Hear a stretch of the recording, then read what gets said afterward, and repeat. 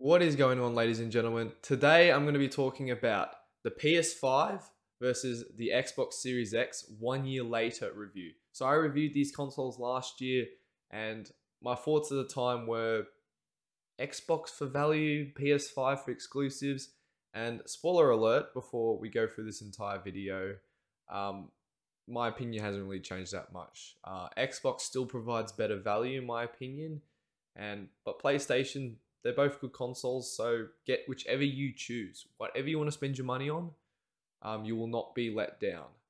That's the TDLR. Xbox for value, PS5 for exclusives. That still holds true 1 year later. But before I go into anything else, I just want to say a big thank you to all those who watched my videos this year. Means a lot to me that I've actually gotten 1,000 subscribers, and you guys are viewing my content. I'm just a nurse trying to make YouTube videos because I enjoy it, and yeah, that's about it. So with that, thank you for watching. Let's get into this. So we're gonna start with the PlayStation 5 because honestly, that console is a bit of an interesting one, and I say that because it hasn't really changed that much since it first launched. It still feels a bit barren, especially the UI, especially when compared to the PS4. I mean, the PS4 had customizable backgrounds, different menu musics you could choose. This one is actually not different menu music. I apologize. Music that played depending on what background you chose. This one feels a bit barren in comparison. Yeah, it looks fancier. It's got HDR elements, but honestly, it's a bit meh compared to the PlayStation 4 UI. And I think that's because they've, decided to do away with the PS4 UI and just go with a brand new UI, which in my opinion, Microsoft has a one up on them because they've carried over the same UI and it's now running at 4K. So no more jokes about it only running at 1080p like anyone actually cares, because you don't buy a gaming console to look at the UI, but I digress. The Xbox UI, in my opinion, has advanced quite significantly and it's quite customizable, whereas the PlayStation is pretty basic. I mean, you have games, media, you can't put things in folders yet. It needs a lot of work, is what I'm saying. But that's the UI, it's just a small thing. I just thought I'd mention it, that I think the Xbox UI is significantly more customizable than the PlayStation 5 UI, if that means anything to you. But honestly, it doesn't. So moving on. So obviously the console specs haven't changed. What I said last year has kind of already started to pan out, which is the Xbox Series X is a more powerful console, and it, generally gets a bit higher in terms of resolution. Some steadier frame rates now that the initial bugs have ironed out from the Xbox Series X. But in the most part, you're not really going to notice the difference. They both offer pretty much the same experience, and that's where it's frame rates, resolution. Resolution, the small differences between the two consoles you're not going to notice right at the moment. So in my opinion, that's not really a deal breaker. They're both very evenly matched in that regard. The Xbox Series S, which I do want to mention, that console, is outputting at 1080p, 900p. I do want to point out though, it is at 60 FPS and that console is significantly cheaper than the Xbox Series X and is in stock. So honestly, it's not a big deal. I mean, it's only like, they're going to say only 1080p in 2022. Most people, I don't think would care that much, to be honest. They probably won't even notice the difference. I mean, a lot of people are still running last gen consoles. The only real people who are going to care about that are the console fanboys who want to point out how terrible the Xbox Series S is. For what it is, it's a great value proposition, okay? 1080p 60 FPS or 900p 60 FPS is still pretty good, okay? Especially for a console that in Australia only costs 500 Australian dollars. And considering that's how much like an entry-level graphics card, which will not likely net you 60 FPS costs on its own, yeah, not quite the same benchmark, is it? So, and it can also do ray tracing, so it is what it is. So yeah, that's the Xbox Series S. Just a quick TDLR about that one. I don't think it being underpowered is a bad thing because it costs significantly less. And that brings us to games. So obviously the big Sony versus Xbox fanboy argument, or vice versa, is the exclusives. And I've said this once, I'm going to say this again. Exclusives only matter if you're going to play those exclusives, okay? So if you're not interested in Spider-Man or Returnal or Ratchet and Clank, then honestly, the PS5 offers nothing better than, say, the Xbox Series X, okay, in that regard. And I do want to add that the Xbox Series X, obviously, the controller doesn't support, haptic feedback and all that. I have, been using the PS5 quite a lot recently, and I'm telling you right now that the haptic feedback, well, it's nice, it's not a deal breaker. Like, if I didn't have it, I wouldn't say I was be less immersed in the game. They boil down to, do you consider them novelties or not? At the moment, I think their current implementation feels a bit on the novelty side, just a little bit on the novelty side. Obviously, there's more exclusives that will take better advantage of haptic feedback and all that, but for the most part, it's more of a novelty. Like, if you turn them off, I guarantee you, and you left it off for a while, you probably wouldn't remember that it was off, to be completely honest. It's not something that's a deal breaker, but I did want to mention it because I know that if I don't mention it, the PS5 fanboys will comment vigorously down below saying I'm not talking about it. But it's a novelty, or it might not be. Depends on your perspective. Give it a try and see how it goes, I guess. And then with exclusives, obviously Xbox now has got some of exclusives out. Forza Horizon 5, excellent game. Incredibly looking game, may I add, and looks as good as anything on Sony's console. Halo Infinite, I know that I'm going to get flamed for this, but it's free to play, the multiplayer, and the campaign's pretty good. Check that out on my channel, it's coming soon. Halo Infinite campaign. Reminds me of the glory days of Xbox before they went to the dark ages with the Xbox One. Anyway, apart from my little flashback there of PTSD, the exclusives, I don't think the exclusives is honestly the biggest thing at the moment. There's only 1 year in. Until we start getting dedicated exclusives, like a lot of them, it's hard to call the exclusive race. And at the end of the day, it still comes down to, are you going to play those games? Because if you're not, they honestly hold no value whatsoever. They do not sway the value. Remember, both consoles cost the exact same amount.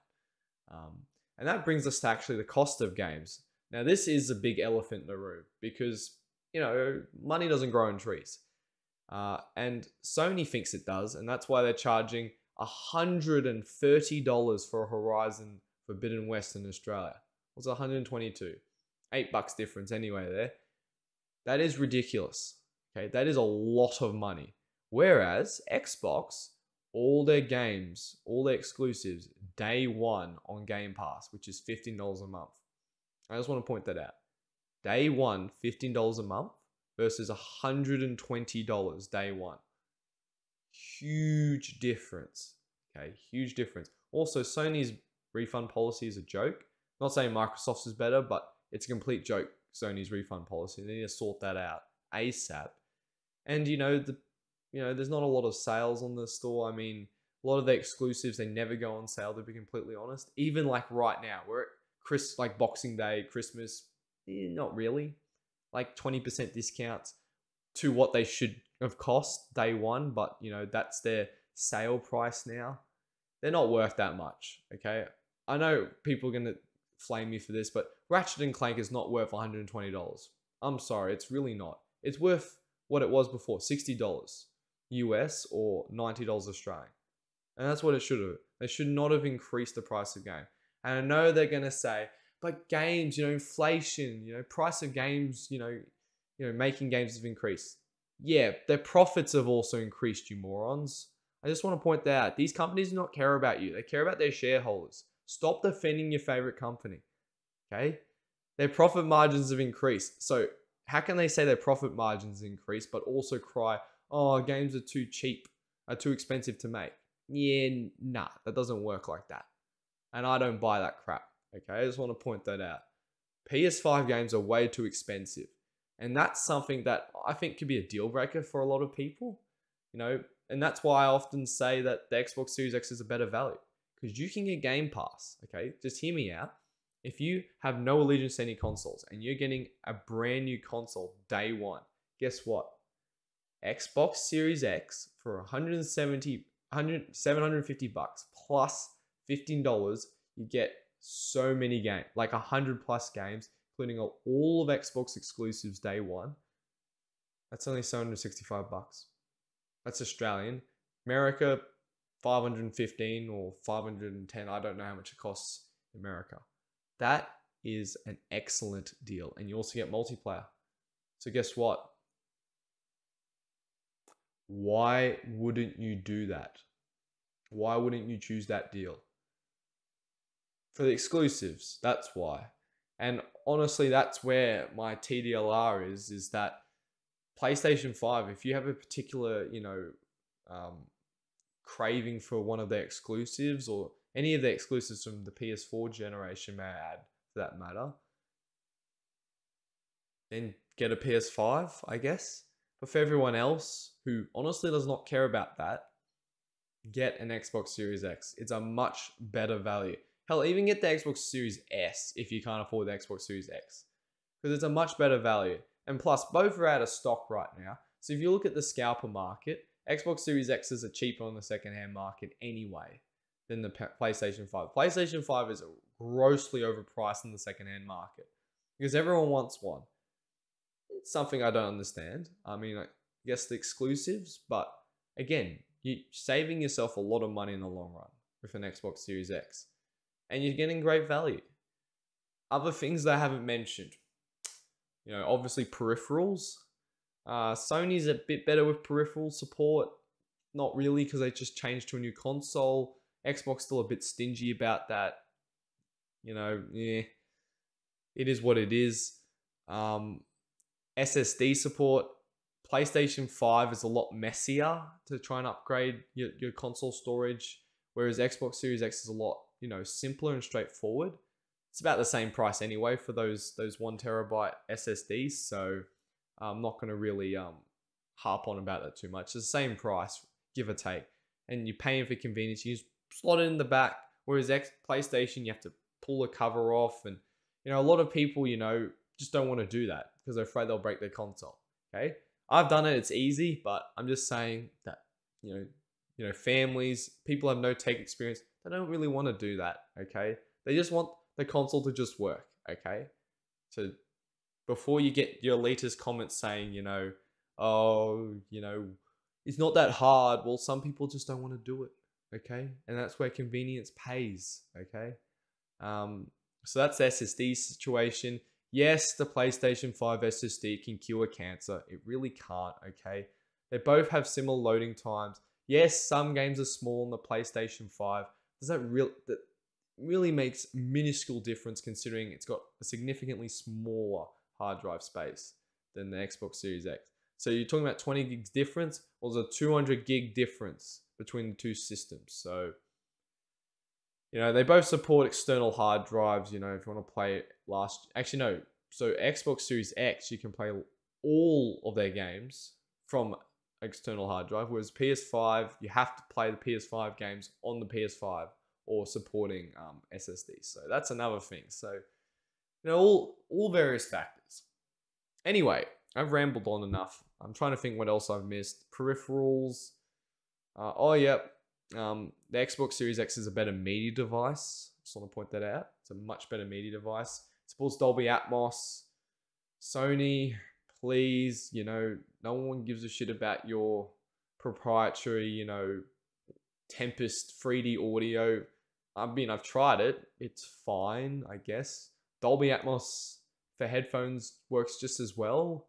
And honestly, I just get a good 2D, stereo headset. Literally it sounds better. So, it's one of those things where I don't know what Sony are doing there. Just get Dolby Atmos, and I think Dolby Atmos works better. So, my opinion. Okay, that's my opinion. What else? What else have I missed? Better media player the Xbox Series X is. Although I don't think that matters to a lot of people. So, just a small tidbit. Yeah, I think that's about it. I don't know what else to mention, to be honest. Essentially, the Xbox Series X is a much better value. PlayStation 5 is good for the exclusives if you have an interest in those exclusives. So we're the exact same place 1 year later.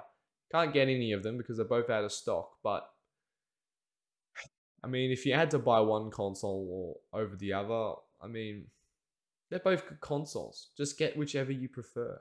Me personally, I have a PlayStation 5 and an Xbox Series X, so get both if you can afford them. If I only had to choose one, really difficult choice this. If I was poor, like dirt poor, Xbox Series X. But because I'm not, PlayStation 5 exclusives. So it is what it is. And that's where I'll leave you guys with today. Like, buy whichever console you want, please. Okay? It's not... Don't get into this elitism, like one console's better than the other. They both have their strengths and weaknesses. You know, honestly, I really do think Sony need an answer to Game Pass because that honestly is a great value that just can't be matched at the moment. So, yeah, I hope they can answer that. Otherwise, yeah, get whichever console you want. And if you're on a budget, get the Xbox Series X or S. And I think that's where I'm going to leave you guys with, you know. Thank you for watching up to this point if you have. I mean, it's just me talking to the camera. So if you enjoyed listening to my voice and looking at my beautiful face, leave a like or leave a dislike if you think that I was harsh towards the PS5. Looking at you, Sony fanboys. I'll make sure I post in the comments how many dislikes I've gotten on this video. But yeah, so please leave a like, a dislike, a comment down below. Which console do you prefer? What else? Halo Infinite's coming onto the channel soon. I'm recording like in advance because I'm time poor. So yep, that's coming soon. A lot of other content coming soon. Yeah, I just want to thank you for watching. I'm Mad Stark Gavin, and I will see you in the next one. Thank you for watching.